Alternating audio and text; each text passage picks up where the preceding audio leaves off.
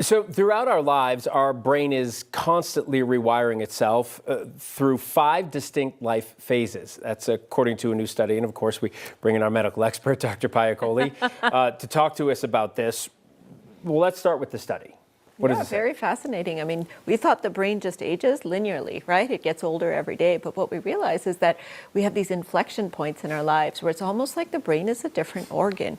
It's like turning on a new program. So think about it like your phone. You install a new software update in these 5 phases, and that's what determines not just how your brain functions, but in fact how you get disease. So it's giving us a lot of insight into mental health disorders, into dementia. And so these 5 phases are essentially, the first one happens around age 9, when you go from childhood to adolescence. Next one is adolescence to adulthood. Now we would have thought that that would happen in our late teens or early 20s.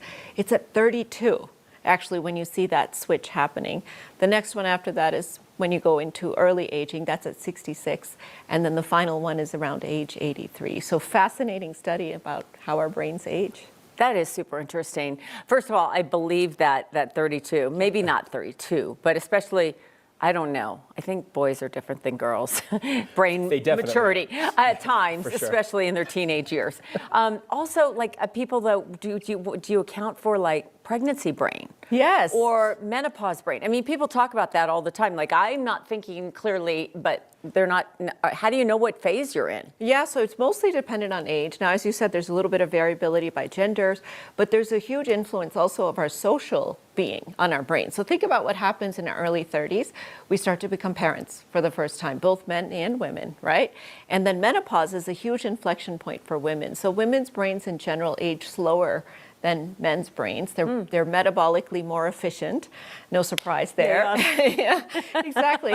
But what happens is a quick drop off at menopause. So menopause is almost like the women's brains sort of fall off a cliff. And then you start to see women getting more degenerative diseases like Parkinson's and Alzheimer's compared to men, because estrogen has such a protective effect on the brain, and that gets taken away. So according to this study, when are we firing on all cylinders? When are we at our strongest, most efficient brain phase? Yeah, it's really fascinating. So when you're a kid, think about it like a tree that's growing out of control. You're just kind of going everywhere, meandering around. That adolescent phase from age 9 to 32, your brain is working on all cylinders at that time. In fact, because it's working on all cylinders, you're the most prone to mental health illnesses as well during that particular phase. And that's when your personality is developing.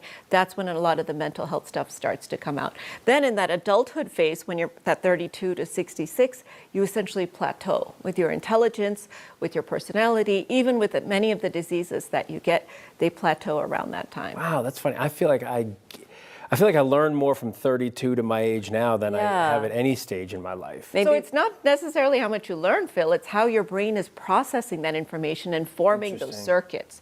So it's essentially the efficiency power. Think about it like the RAM or the memory on your computer. It's the highest, peaks at 32, and then it plateaus in our adulthood, and then it starts to decline as we get older.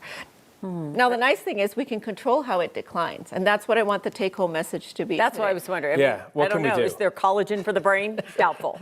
There is. So what is the number one anti-aging medicine that has ever been on this earth? Botox?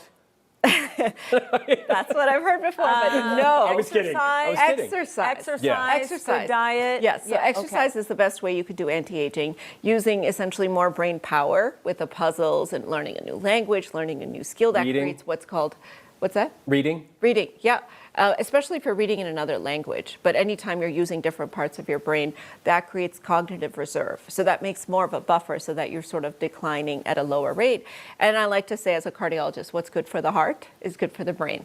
So if you're keeping your heart healthy because you're eating right, not overweight, you're managing the blood vessel risk factors, your cholesterol, your blood sugar, your blood pressure, all of those, that prevents the little blood vessels in the brains from blocking up. Because after that 66, that's what happens. That's when we start to have dementia, blood pressure issues, kidney issues, heart issues, all that affect our brain's capacity, computing power.